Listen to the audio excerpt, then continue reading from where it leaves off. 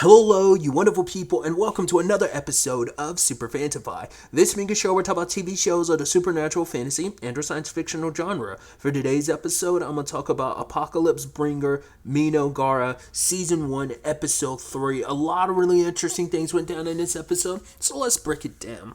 First and foremost, we get a proper introduction to the saint we met in the post-credit scene of last episode. Her name's Soalina. She's like, I think they said she's like one of 7 saints. It was interesting seeing her power. You'd almost wouldn't expect that to be the power of a saint. You'd expect it to be something light-based. It's like, no, she basically shot up a fire tornado to wipe out some enemies. And it's interesting because like the fire goes up into the heavens, and then like the ground kind of starts growing and blossoming. So I guess it's almost like a from the ashes rises life type of situation. I guess that's kind of how her power. I wonder, it's almost like I'm purifying you, and the essence goes to the heavens, and kind of as a equivalent exchange, by getting rid of evil, more life is brought back to the land. It seems to be like, because they call her like Soalina of the Blooming or something like that. Maybe it's like Blooming Fire. I can't remember, but I think Blooming is part of her title, so it is part of her power. But like I said, you would kind of think it'd be more light-based, being a saint. But it almost makes you wonder: does each saint like have different purifying powers, maybe associated with the different elements? I was trying to think, was it this? But I'm like, no, I'm confusing it with Anmio Kaiten Rebirth Verse, because that kind of talked about like the 5 or so elements. And this hasn't really gone down that route. So that's what I was wondering, like, could each one of the saints have, like, one of 7 elements type of thing, and she just happens to be fire. It's also interesting, too, because she's obviously bringing up the whole accursed forest thing. It's like, oh, we should send people, but it's like, no, with everything going on, we don't have any, I forgot what it was.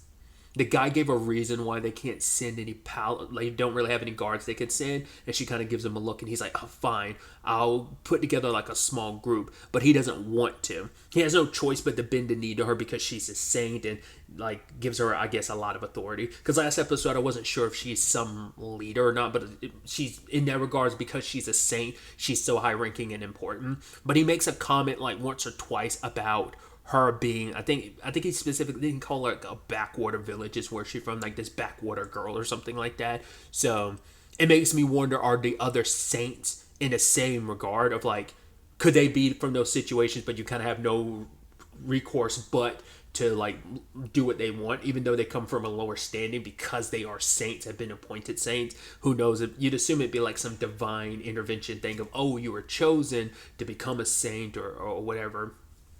But it could also be she's from a low-ranking background, and maybe all the other saints are from higher like social standings. So maybe that's where that comes from, that remark, because it feels like, would you levy that remark against this one particular saint if all the other saints had similar backgrounds? So it's got to be unique to her. But she's saying like the last line she has in the episode is like, I have to save them. So I guess I don't know if it's like doing this whole thing as a saint is her way to protect her village, and it's kind of like maybe she was taken from her village to be this saint, and it's the only way to look after them is do good and do more out there in the world. Maybe that's kind of her motivation. I also want to correct something, or rather, I believe I'm correcting something. Looking at the intro again, the person she's fighting, the person she puts in the fire tornado in the opening, it seems like, not the actual episode itself, but the opening, the OP of the show is what I'm saying. I thought that person was an elf, but looking at it a little closely, not unless I'm misconstruing it and I didn't get a good enough look, but it didn't seem like she had pointy ears. You'd assume since dark elves have pointy ears, that elves would have pointy ears. Traditionally, elves have pointy ears in most fiction, so I don't know. I'm just curious who that person is she's fighting. It could just easily be one of, I was about to say villain of the story, but it's like, well, technically our main heroes are the villains of the story. Takuto and Atu, they are the villains of the story, so it's not 100% applicable. So maybe there's just extenuating circumstances, like not like I was kind of insinuating, not well, because I was about to say not unless she ends up being a saint as well, but it's like, no, doesn't dress like a saint. So who knows what those circumstances are. But, well, staying on that side of things, we do get to meet the sort of paladins that are recruited to do this. What was his name, like? was it Lunas or Lunas? It might have been Lunas. I can't remember. The like paladin we got introduced to. He's wearing his wedding ring as a charm. He's got a wife and kid, which are like, ooh, that feels like that's them kind of trying to make you feel kind of bad about when he inevitably probably gets killed. Maybe. But he's with a guy that he's like, well, this guy's a high-ranking paladin, might not have the greatest personality, might not seem like it, but he's going to be necessary on this mission because it's like they just get their orders and they're like, yeah, we don't know what the higher-ups really want, and even bishops and high-ranking paladins have no idea. So I obviously kind of little, like, political elements to how, society kind of works, I guess, in the kind of the more religious angle. Like, this is the only facet of the human kingdom we've seen, so I think I might have brought that up before. Maybe I'm thinking of a different show where it's like there being a hot, like that the church or the holy power kind of oversees things. This might be one of those type of societies. So either way, they're marching out, making their way to their cursed forest is going to take, or cursed lands, and it's going to take them a couple of days. Either way, back with Mynoghra, they are putting a lot of their domestic affairs into action. They kind of have a meeting and stuff where Takuto tries on his new clothes, which to the outside perspective, to anyone outside of Atu, doesn't, like, no one comments on it, but we can see, like, when he puts the clothes on, and even Atu can, but to everyone else, you can't tell. It's just like, oh, he's still the shadowy figure. So it's not like they could tell he was still in his pajamas. The only person that could tell was Atu. It'd be interesting if we found out, like, so Alina could potentially see what he really looks like. It'd be interesting if that ends up being the case, but we'll have to wait to see. If maybe, like I said, maybe Atu's the only person, and us as the audience are the only people who can see Takuto and like what he really looks like. Either way, he's so caught up in like, oh man, the little throne that they've made for him and the outfit, and he's having so much fun. That's like, oh, it's like, all right, how about we handle the stuff, and I'll kind of relay it to the king. But they're kind of breaking stuff down about, where everyone's resources are going to go and what they're going to do.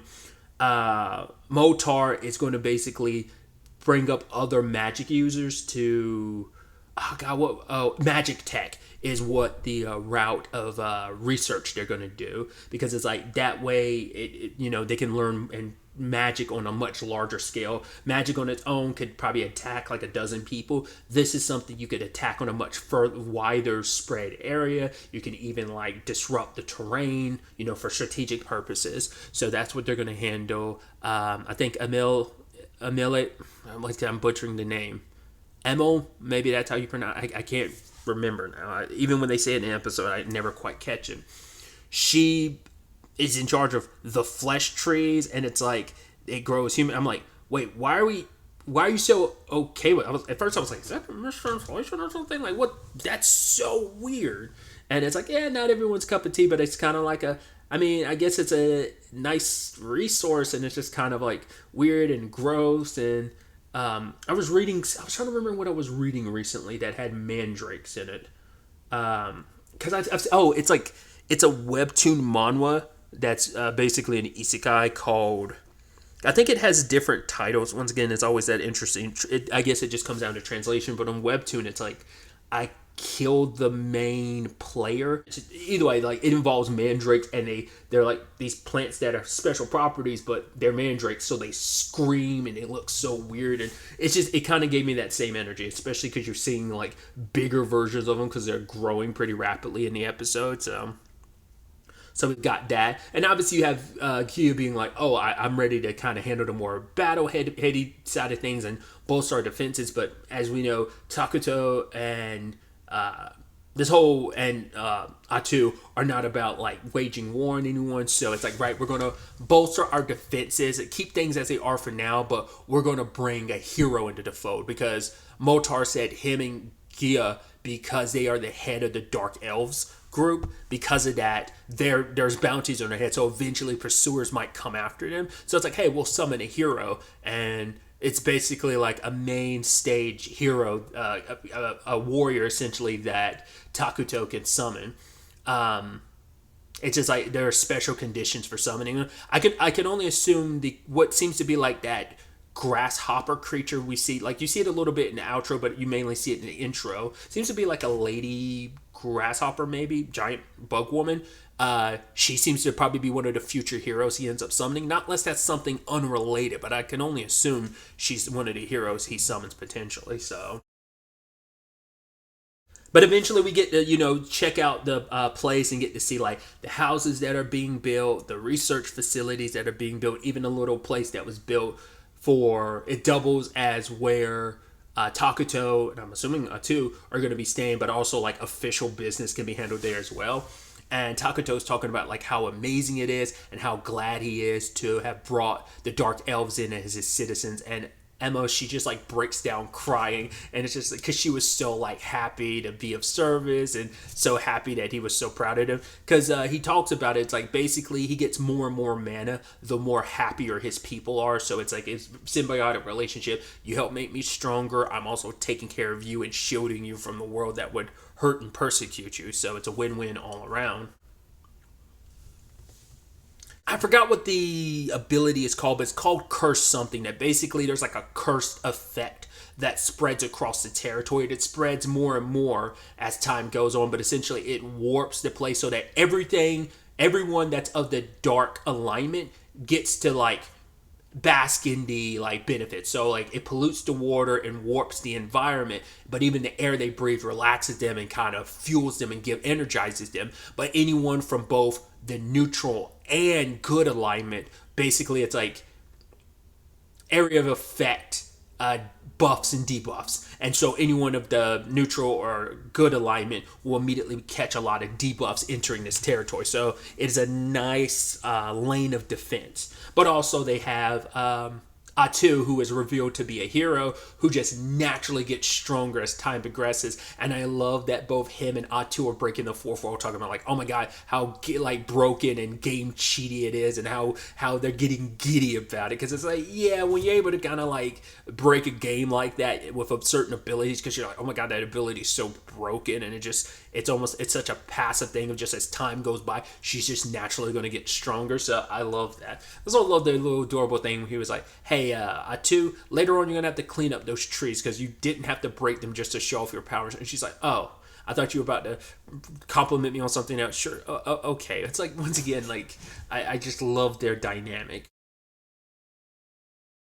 So obviously, them making all this progress is a good thing, considering we know like some of the paladins are on their way. So by the time they actually get there, they're going to make bigger progress. And once again, that too is kind of like their main line of defense, but they're also, researching magic. So any progress they make on that front is going to be nice too. So it's going to be a situation, and that was a conversation too, because more of the territory is going to get warped. It's going to draw more and more attention. So, oh yeah, and also the long inroad goal is they were actually going to be like, hey, we should make a palace for Takuto. But he was like, no, I'm perfectly fine living where I am. But they're like, no, we can't possibly let our king just live in a regular place. So he kind of has to relent. And they're like, cool. He's like, fine, make me one. And the end goal is like, oh, once you like max city level or whatever, you're able to have like a fortress in the sky, kind of being this symbolic, monument, to Mynoghra. So that's going to be the end result. We'll see if we get one by the end of this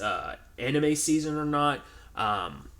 Who knows if he's already, if that's or that's something that happens way later in the light novel or not. I'm excited to see what the next episode has in store for us with all of this going forward. But really, that's all I wanted to talk about. So the next time we meet, be happy, be safe, live life to the fullest, and enjoy it. Good day and goodbye.